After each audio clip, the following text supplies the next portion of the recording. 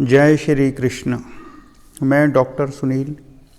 Higher education को लेकर आज न्यूज़पेपर में एक अपडेट है, तो उसको देते हैं आपको कि नए आयोग के गठन के बाद ही शिक्षक भर्ती शुरू होने के आसार। बताया गया है कि जो एडेड डिग्री कॉलेज हैं और जो टीजीटी पीजीटी की भर्ती है, दोनों की ही आवेदन प्रक्रिया पूरी हो चुकी है। काफ़ी समय बीत चुका है, लेकिन अब ये दोनों भर्तियां जैसा न्यूज़ में बताया गया है कि नया आयोग बनने के बाद ही हो सकेंगी। और पूरी न्यूज़ पढ़ने का तो कोई फ़ायदा दिखाई नहीं पड़ता, आपकी स्क्रीन पर है, आप पढ़ लीजिए। बताने के लिए इसमें ऐसा कुछ है भी नहीं। और चयन बोर्ड के तो सारे पद खाली पड़े हुए हैं। और हायर एजुकेशन के बारे में बताया है कि अगर एक मेंबर भी आता है तो कोरम होने के पश्चात भर्ती प्रक्रिया शुरू हो जाएगी। लेकिन असली मुद्दा तो ये है कि अगर सरकार नहीं चाहती है कि हायर एजुकेशन जो पुराना वाला है, जो एक कमरे से चल रहा है, अगर सरकार नहीं चाहती है कि उस आयोग से भर्ती हो, तो सरकार क्यों एक मेंबर को भर्ती करेगी। दूसरी बात, अगर सरकार को भर्ती करना होता तो भर्ती कर चुकी होती। और हमने अपने टेलीग्राम ग्रुप में बहुत पहले ही लिखा है कि नया आयोग बन गया और विज्ञापन संख्या 51 बच गया। जो परीक्षा हो जाती तो सब कुछ हाथ से निकल गया होता। तो जो एक बार लिख दिया जाता है होता तो फिर वही है। अब आयोग से भर्ती होगी, नए आयोग से ही होगी। और अगर 1% पुराने आयोग से भी भर्ती होती है तो पुराने आयोग में भी बचा कौन है। पुराना आयोग भी नया आयोग है, उसमें अध्यक्ष है नहीं, अध्यक्ष जा चुके हैं। हम तो कहते हैं जो धूर्त व्यक्ति होता है, कपटी मक्कार व्यक्ति होता है, उसका अंत बहुत खराब होता है। अब अध्यक्ष ने सोचा होगा कि कार्यकाल बढ़ जाएगा तो मैं कार्यवाही पूरी कराऊंगा, इसलिए तो उन्होंने पेपर बनवाए थे, पेपर छपवा चुके थे और उनको पूरी उम्मीद थी कि उनका कार्यकाल बढ़ जाएगा। लेकिन कार्यकाल नहीं बढ़ा और उनके छपे पेपर पड़े रह गए। अब कोई ज़रूरी नहीं है कि जो नया अध्यक्ष आए वो उन्हीं पेपर पर परीक्षा कराए, वो उनमें चेंज कर सकता है, नए पेपर भी बनवा सकता है। तो ये सब देखने वाली बात होगी कि क्या होता है। तो फिर वीडियो की बात तो फिर इतनी ही थी, एक अपडेट था जो आपको दे दिया गया है। तो अपना तैयारी करते रहिए। और कुछ सामाजिक मुद्दे हैं, आप ट्विटर पर हमसे जुड़ सकते हैं उसके लिए, और हम उसको दिखा देते हैं आपको। 1 मिनट। ये हमारा ट्विटर अकाउंट है डॉक्टर सुनील PhD। आप इस पर जुड़ सकते हैं। अभी 238 फॉलोवर हैं और ये हमारा वेरीफाइड अकाउंट है, ब्लू टिक लगा हुआ है, ब्लू टिक आप देख सकते हैं। और इसके अलावा आप जो हम ट्वीट करते हैं वो 30,000 के ऊपर उनका व्यू जा रहा है। जैसे अभी हम आपको एक ट्वीट दिखा देते हैं कि जैसे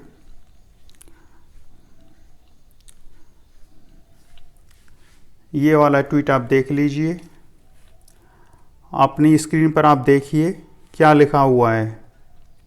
आप देखिए 36,000 व्यू, 36,000 36.7K यानी 36,700 व्यू हुआ है और 367 लाइक हुए हैं और 29 रीट्वीट हुआ है। तो ट्विटर पर व्यूअर्स काफ़ी ज़्यादा होते हैं फेसबुक की तुलना में। फेसबुक पर तो फर्जी लोग होते हैं, ज़्यादातर मुखौटे पहने हुए होते हैं, अवसरवादी होते हैं, ऐसे ऐसे लोग होते हैं कि प्रेम का झूठा ढोंग करते हैं। एक बात जो सामाजिक मुद्दा है, कल आनंदीबेन पटेल ने भी उठाया है, उस पर अभी हम चलते हैं। पहले हमारा ट्विटर देख लीजिए कि कितना व्यू इस पे आता है। 36,000 व्यू में 367 लाइक का आना बहुत मायने रखता है। तो आप ट्विटर पर हमसे जुड़ जाइए, चलिए हम आपको वो वाला दिखाते हैं जिसमें हमने आनंदीबेन पटेल जो उत्तर प्रदेश की राज्यपाल हैं उनको कुछ लिखा है। आनंदीबेन पटेल ने क्या लिखा है?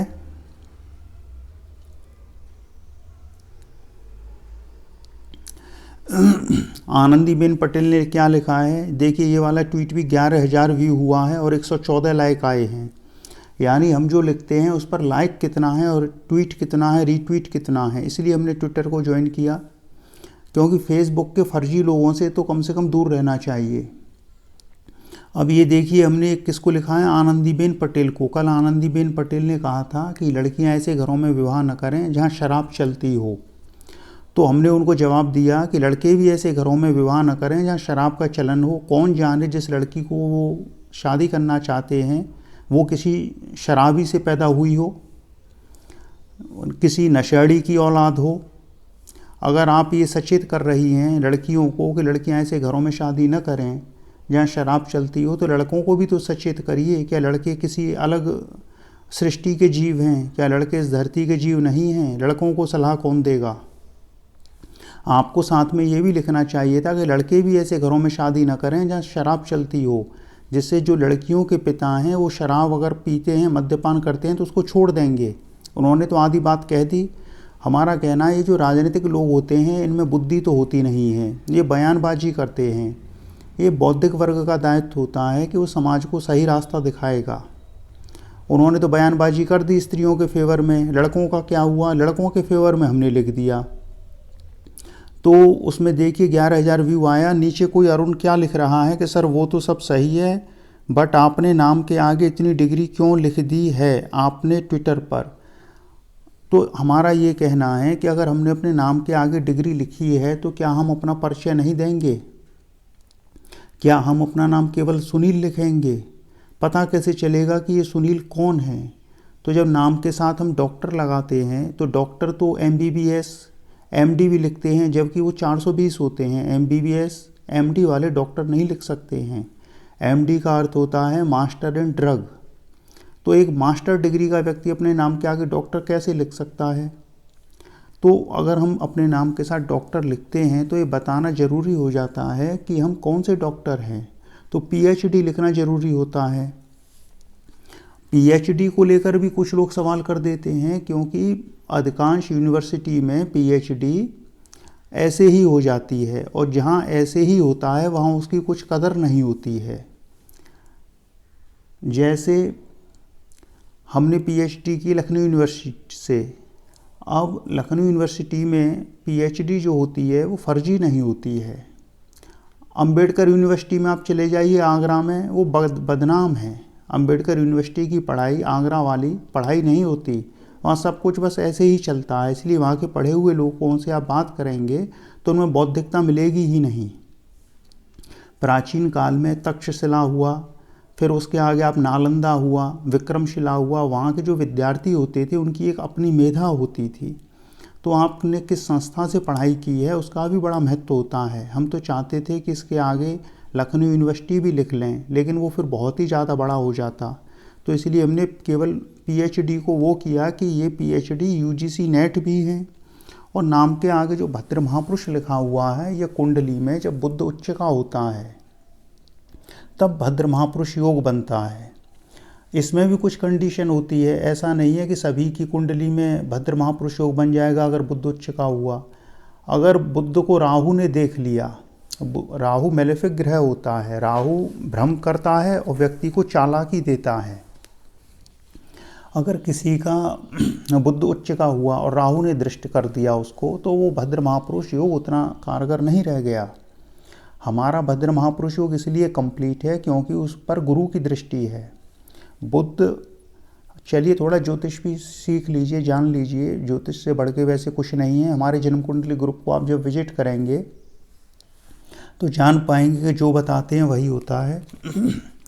तो उसको हम दिखाएंगे आपको। तो भद्र महापुरुष के बारे में बता रहे थे कि जो भद्र महापुरुष होता है, जो बुध ग्रह होता है, ये बुद्धि का कारक ग्रह होता है, वाणी का कारक ग्रह होता है। जिनका बुध अच्छा होगा उनकी वाणी अच्छी होगी। आप हमारी वाणी को सुन रहे हैं, हमारी वाणी कैसी है? तो जो बुध है वो बुद्धि का भी कारक है। तो हमारी बुद्धि कैसी है ये आप सुनकर अंदाज़ा लगाइए। तो जिनका बुध अच्छा होगा, उनकी वाणी अच्छी होगी, उनकी बुद्धि अच्छी होगी, और बुद्धि में जो तर्क होता है उसका कारक ग्रह भी बुध है। तो जिनका बुध नीच होता है, कमज़ोर होता है, वो बुद्धि से मलिन व्यक्ति होते हैं। अब पहले क्या होता था, या आजकल भी एक रिवाज है कि लड़की के जो पिता हैं या लड़की है, उसकी नज़र रहती है लड़के की नौकरी पे, और वो उम्मीद करते हैं कि लड़का दहेज ना ले। तो आप किसी बेरोजगार से शादी क्यों नहीं करते हो? इसका सीधा सा अर्थ ये हुआ कि लड़की के घर वालों की नज़र है लड़के की नौकरी पर, और लड़के के घर वालों की नज़र है लड़की के पिता की जेब पर। ये एक सौदेबाजी हो गई, इसमें प्रेम नहीं रह गया, ये बनियागिरी हो गई। भाई आपको उसकी नौकरी चाहिए, बदले में उसको आपसे दहेज चाहिए, तो यहाँ प्रेम कहाँ रह गया? तो जिन गुणों पर, जिन सिद्धांतों पर कोई परिवार चलता है वो आपने पहले ही छोड़ दिए। अगर उसके बाद विवाह के पश्चात लड़का इतर वैवाहिक संबंध रखता है, व्यभिचार करता है, तो उसमें लड़की कुछ कह नहीं सकती है। लड़के की मर्जी है, जो चाहे वो करे। वो कह सकता है लड़की से कि तुमने मेरे को प्रेम तो किया नहीं, तुमने तो मेरी नौकरी से शादी की, तो मेरा जो व्यक्तिगत जीवन है उस पर आपका कोई अधिकार नहीं बनता है। मैं केवल वही काम करूंगा जो एक पति का होता है। और पति के क्या दायित्व होते हैं? आधुनिक जीवन में पति के बहुत कम दायित्व होते हैं।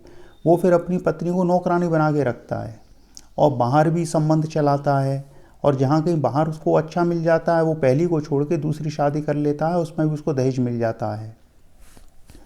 तो जो समाज का पतन हो रहा है वो इसीलिए हो रहा है कि हमने सद्गुणों को छोड़ दिया है। हमको नौकरी चाहिए और नौकरी के बाद दहेज चाहिए। उधर लड़की वाला भी, अगर लड़का कितना भी ईमानदार है, सद्गुणी है, कोई व्यसन नहीं करता है, आनंदीबेन पटेल ने कल कुछ और भी कहा है, उसको भी बताएंगे, तो सद्गुणी है, कितना भी ईमानदार है, हरिश्चंद्र से भी ऊपर सत्य बोलने वाला है, लेकिन लड़की का बाप उससे अपनी लड़की की शादी नहीं करेगा क्योंकि उसके पास नौकरी नहीं है। इसका अर्थ ये हुआ कि नौकरी ही आपके सारे चरित्र की गारंटी है। नौकरी होने के बाद भले ही आप दुष्चरित्र हैं, चरित्रहीन हैं, चलेगा। तो फिर लड़कियां जिनके घर नहीं बसते हैं या विवाह के तुरंत बाद तलाक हो जाते हैं या उनके पति उनको छोड़ देते हैं, वो किस आधार पर समाज में जाके शिकायत करती हैं कि उनको उनके पति ने छोड़ दिया? जिस रिश्ते की शुरुआत आपने सौदेबाजी से की थी उसका अंत तो यही होना था, और अगर अंत नहीं भी होता है तो वो बस घिसटते हैं, घिसटते हुए चलते हैं। जैसे देखा होगा आपने, ट्रक में पीछे एक जंजीर लटकी रहती है और घिसटती जाती है, वो घिसटती जाएगी, जितना तेज़ ट्रक दौड़ेगा वो उतनी घिसटती है। तो जिन संबंधों में आपने पहले ही प्रेम को तिलांजलि दे दी, आप किस अधिकार से फिर प्रेम की और पति से वफादारी की मांग करते हैं? स्त्रियों का पक्ष तो खूब लिया जाता है, कभी पुरुषों का भी पक्ष लीजिए, पुरुषों का भी सुनिए। अच्छा, एक बात और है, पुरुष अपने में विशिष्ट होता है। पुरुष का जो उत्पत्ति है वो स्त्री से नहीं होती है, पुरुष ही पुरुष की उत्पत्ति का आधार होता है। कारण है कि जो वाई गुणसूत्र है, वाई क्रोमोसोम है, वो स्त्री के भीतर प्रकृति ने दिया ही नहीं है। तो स्त्री तो ये कह ही नहीं सकती कि उसने पुरुष को उत्पन्न किया है। पुरुष अपने में बड़े विशिष्ट होते हैं, और स्त्रियां जितनी चालाक होती हैं पुरुषों में उसका रत्ती भर भी नहीं होता है। ये तो पुरुष अपनी वासनाओं में और अंधे होके मारे जाते हैं, अन्यथा पुरुष बहुत श्रेष्ठ होते हैं, स्त्रियों से कहीं आगे होते हैं। जब कोई पुरुष किसी स्त्री से विवाह करता है तो उसको अपनी पूरी सैलरी ला के देता है। उधर वहीं कोई स्त्री होती है तो वो क्या करती है, वहीं कोई स्त्री होती है तो वो कहती है कि नहीं, अब उसको शादी की आवश्यकता ही नहीं है। वो कहती है अब उसको शादी की क्या आवश्यकता है। और अगर वो नौकरी करती है तो अपना अलग अकाउंट चलाती है। दूसरी तरफ उसका जो आदमी होता है, आदमी एक बेरोजगार लड़की से शादी करेगा, उसको आश्रय देगा, उसके बच्चे को अपना नाम देगा, आजीवन उनकी देखभाल करेगा। लेकिन स्त्री कहती है कि उसने बच्चे को जन्म दिया। हम कहते हैं कि स्त्री ने बच्चे को पेट में तो रखा नहीं है, उसने गर्भाशय में रखा है। अर्थात प्रकृति ने उसको एक चीज़ दी हुई है जहाँ बच्चा रहता है, कोई कहे स्त्री कि उसने बच्चे को अपने पेट में रखा, पेट में कोई कैसे रख लेगी। तो स्त्रियों ने तो एक वितंडा खड़ा किया हुआ है। अच्छा, एक चीज़ और है, जब स्त्रियां पुरुषों के वस्त्र पहनती हैं तो वो पुरुष बन जाती हैं। तो जब वो पुरुष ही बन गई, उनकी मानसिकता पुरुष वाली हो गई, तो वो स्त्रियों वाले काम कैसे करेंगी। और पुरुष कैसे फिर, क्या स्त्रियों को ये अच्छा लगेगा कि जो पुरुष है वो स्त्रियों वाले काम करे? वो भी उनको पसंद नहीं है। तो एक पुरुष की दूसरे पुरुष से कैसे शादी होगी। कहने का अर्थ ये है कि हमने समाज को जिन आधारों पर खड़ा कर दिया है कि नौकरी, और नौकरी जब तक नहीं होगी, शादी नहीं होगी, तो ओवरेज होते जाते हैं। लड़के तो हो जाते हैं, लड़कियां भी धीरे धीरे उसी ओर बढ़ रही हैं। अपने आसपास देखिए, 32-35 साल की लड़कियां आपको मिलेंगी। और फिर लड़कियों का एक प्राकृतिक चक्र होता है मासिक धर्म का, 38 के बाद वो समाप्त होने लगता है। तो लड़कियां उस योग्य नहीं रह जाती हैं कि वो एक स्वस्थ संतान को जन्म दे सकें। प्रकृति ने तो स्त्रियों को किस लिए गढ़ा है, आप उस पर विचार करिए। ये नौकरी तो अभी की बीमारी है जो लगी हुई है। आजकल हर किसी को नौकरी चाहिए, और नौकरियां सीमित हैं। क्या 400-500 ही लड़के लड़कियां थोड़ी हैं समाज में, लाखों में हैं, और सबको नौकरी वाला चाहिए। तो नौकरी वाला तो फिर सौदेबाजी करेगा। तो कहना ये है कि अगर हमको अपने जीवन में शांति लानी है, तो ये भी होता है कि कुछ लड़कियां कहती हैं कि नौकरी नहीं है, तो कुछ नौकरियां शादी के तुरंत बाद लग भी जाती हैं। जैसे हमारे भाई हैं, पब्लिक प्रोसिक्यूटर हैं पुलिस में, तो उन्होंने प्रेम विवाह किया था। उस समय उनकी कोई नौकरी नहीं थी। उन्होंने 6 महीने मुश्किल से कोचिंग में पढ़ाया, जैसे तैसे, मतलब कमी कुछ नहीं थी, लेकिन फिर भी उन्होंने कोचिंग में पढ़ाया। 6 महीने बाद पब्लिक प्रोसिक्यूटर में उनका सिलेक्शन हो गया संघ लोक सेवा आयोग से। एक पब्लिक प्रोसिक्यूटर का चयन यूपी लोक सेवा आयोग से होता है, अपने अपने राज्य का होता है। हमारे भाई का यूपीएससी से चयन हुआ था दिल्ली पुलिस के लिए। दिल्ली पुलिस के लिए जो पब्लिक प्रोसिक्यूटर होते हैं वो यूपीएससी से चयनित होते हैं। तो अब एक लड़का, अगर कोई लड़की कहती है किसी लड़के से कि वो उसे प्रेम करती है, लड़का कहता है चलो शादी कर लेते हैं, तो लड़की कहती है नहीं, नौकरी के बाद करेंगे। तो नौकरी के बाद वो तुमसे शादी क्यों करेगा। अब लड़की कहती है कि नहीं, प्रेम है तो प्रेम है तो बिना नौकरी के शादी कर लो, तुमको तो नौकरी चाहिए, नौकरी वाला चाहिए, तो वो नौकरी लगाए तुम्हारे लिए, जबकि तुम्हें उससे कोई प्रेम नहीं है। प्रेम में व्यक्ति ये सब नहीं देखता है कि किसके पास नौकरी है और उसकी क्या जाति है। माता पिता जहाँ विवाह करते हैं वहाँ वो लड़के की एक एक चीज़ देखते हैं, वहाँ अपनी खुशियाँ, अपनी इज्जत देखते हैं। और जहाँ लड़की अपना वर स्वयं चुनती है वहाँ वो अपने जीवन की खुशियाँ देखती है। माता पिता जिस वर को खोजेंगे उसमें वो अपना आत्मसम्मान खोजते हैं कि ये हमारे परिवार हमारे लायक है या नहीं। लेकिन लड़की जब किसी को चुनती है तो इन सारी चीज़ों को छोड़ के केवल प्रेम को पकड़ती है, और जहाँ जिससे उसे प्रेम मिलता है उससे विवाह करके सुखी रहती है। तो जब आप सौदेबाजी कर रहे हो कि प्रेम है, तो प्रेम में व्यक्ति ये सब नहीं देखता है। प्रेम में तो जाति भी नहीं देखता है, प्रेम में तो बस विवाह करता है और आजीवन सुख भोगता है। अगर भाग्य में सुख ही नहीं है तो कौन किसी को सुख दे पाएगा। तो कहना ये है कि फेसबुक हम पर जो विचार लिखे जाते हैं उससे ज़्यादा ट्विटर पर विचार लिखने से उनका व्यू ज़्यादा बढ़ता है। जैसे ये लड़का सौरभ है, अनीता, ये हमारा पढ़ाया हुआ है, डीएसपी हो गया है। तो चलिए हम आपको अपने जन्म कुंडली ग्रुप को भी दिखा देते हैं। 1 मिनट। ये हमारी फेसबुक आईडी है डॉक्टर सुनील। हम बॉक्सर भी रहे हैं, पेंटर भी हैं, एस्ट्रोलॉजर भी हैं। और देखिए अभी आगे बहुत कुछ होना बाकी है, सब हो जाएगा। भद्र महापुरुष जो चाहें वो कर लेते हैं। चलिए हम आपको अपना जन्म कुंडली ग्रुप दिखाते हैं। ये फेसबुक पर हमारा जन्म कुंडली ग्रुप है, जन्म कुंडली doctor Sunil PhD UGC net. इसमें ये देखिए अभी एक मेल आया था, प्रणाम गुरुदेव, और इन्होंने काफ़ी पहले हमसे परामर्श लिया था। विकास कुकरे थी, इन्हें सफ़ेद दाग की समस्या थी।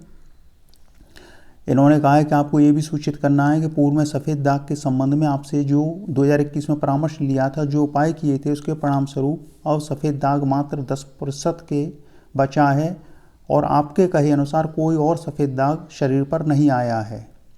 अब हमारा ये कहना है कि 2021 में हमने इन्हें परामर्श दिया और हमारा परामर्श सही होता है, तो इन्होंने हमें सूचित उस समय क्यों नहीं किया। इन्होंने हमें तब सूचना दी जब इन्हें एक नई समस्या हो गई है गॉल ब्लैडर में स्टोन की। तो आप ऐसे जातकों से क्या उम्मीद कर सकते हैं कि प्रेडिक्शन सत्य होने के बाद भी जो आपके पास आके नहीं बताते कि सत्य हुआ। हम तो जानते हैं कि हमने जो बताया वो हो गया होगा, लेकिन उनका भी तो धर्म बनता है कि आके बताएं कि आपने जो कहा था वो हुआ। अब इनको गॉल ब्लैडर में स्टोन हो गया है, उसकी सर्जरी से बचने के लिए पुनः परामर्श चाहते हैं। तो ये देखिए विकास कुकरेती का नीचे कमेंट भी है। क्या इन्होंने कहा है कि अगर रोगों की बात की जाए तो ये रोग टॉप 5 रोगों में होगा। हमें जैसे ही पता चला कि ये रोग हमें हो रहा है, काफ़ी नकारात्मक विचार आने लग गए थे, किंतु फिर सकारात्मक होकर और ज्योतिष और आप जैसे दैवज्ञ का ध्यान और विश्वास के साथ आपके द्वारा बताए गए उपाय पूर्ण निष्ठा से किए। लेकिन इसमें भी सबसे महत्वपूर्ण भाग्य ही था कि हम इस ग्रुप में आपसे जुड़े हुए थे, नहीं तो भाग्य में ये रोग को भोगना लिखा होता तो न ही आपसे जुड़ पाते गुरुदेव, और न ही इस ग्रुप से। एक बार पुनः आपको कोटि कोटि धन्यवाद गुरुदेव, ये इन्होंने कमेंट लिखा है। ये आप देख लीजिए, ये है इनका कमेंट। चलिए गॉल ब्लैडर स्टोन के बारे में भी बता देंगे, अब इतना रिक्वेस्ट कर रहे हैं तो चलिए ये हमारा ग्रुप है, आप इस ग्रुप से जुड़ सकते हैं।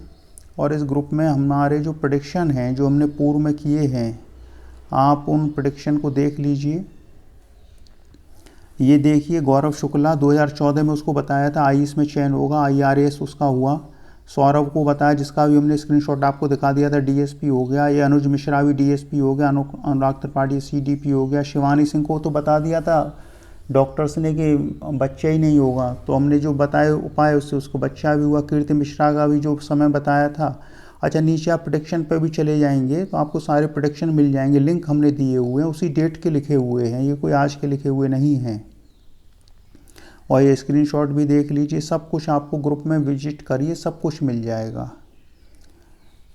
तो कहना यही बात है कि आजकल सौदेबाजी चल रही है, किसी को नौकरी चाहिए, किसी को विवाह चाहिए। लड़कियों के पिताजी हैं, उनको नौकरी वाला लड़का चाहिए, और फिर नौकरी वाला दहेज मांगता है तो कहते हैं ये तो दहेज मांगता है। तो आप अपनी लड़की की शादी बेरोजगार से क्यों नहीं करते हो? कम से कम इज्जत तो करेगा आपकी लड़की की, आपकी इज्जत करेगा कि आपने उससे शादी की, आपको एक पुत्र मिल जाएगा। लड़की के घर वालों को कि कितना अच्छा लड़का मिलेगा, उनका कितना सम्मान करेगा कि इन्होंने बिना नौकरी के मेरी शादी की है। अब आप एक भरे पेट वाले नौकरी वाले के पास जाओगे, वो तो दुत्कारेगा, वो भी अंदर से जानता है कि नौकरी लग गई, नौकरी के लिए आए हैं शादी करने के लिए, तो आपसे खूब दहेज भी लेगा और खूब प्रताड़ित भी करेगा, और ना कोई सम्मान देगा ना इज्जत देगा। तो बनियागिरी चल रही है समाज में, और उसका कारण भी ग्रह होते हैं। अब आदमी की कुंडली में बुध नीच का हो, बुध हो गया कमज़ोर, राहु ने दृष्टि दे दी, उसको मेलेफिक कर दिया, तो बुद्धि में क्या रह गया उसकी? कुछ नहीं रह गया। उधर मंगल नीच का बैठा हुआ है, न साहस है न कुछ है, हर वक्त चिड़चिड़ाना, तुनक मिजाजी, गुस्सा, और क्या रह गया? रहा चंद्रमा पे भी मेलेफिक राहु की दृष्टि है, क्या रह गया? मन में भी क्या रह गया? कुछ नहीं रह गया। तो ऐसे लोग कोई प्रेम करने के योग्य होते हैं, और सौभाग्य से भगवान की आराधना से एक वरदान के रूप में इनको कोई प्रेम करने वाला मिल भी जाए तो वो उसकी कीमत नहीं समझ पाते हैं। भगवान ने तो वरदान दे दिया कि चलिए ये लीजिए, लेकिन आप संभाल पाओगे इसको? तो चलिए यही सारी चीज़ें हैं। तो आप चाहे तो जन्म कुंडली ग्रुप से जुड़ जाइए, चाहे तो ट्विटर पे आ जाइए, और इसी के साथ फिर वीडियो को समाप्त करते हैं।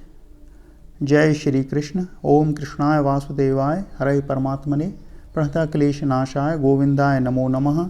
जय जय श्री राधे, जय श्री कृष्ण। ओम नमो भगवते वासुदेवाय।